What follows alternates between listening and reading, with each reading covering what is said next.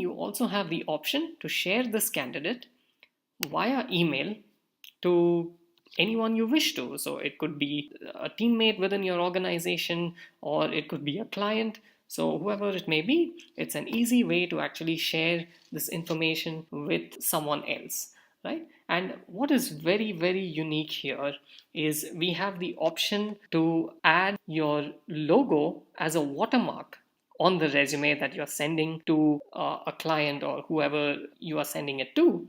So right now, by default, it has the Tobu logo, but you can always replace it with your career page logo. And this is very unique, and it shows that this is a resume or a candidate that you own. And this is a feature that our users have found very, very useful, right? So, and in addition to that, you can also simply scratch out the contact details.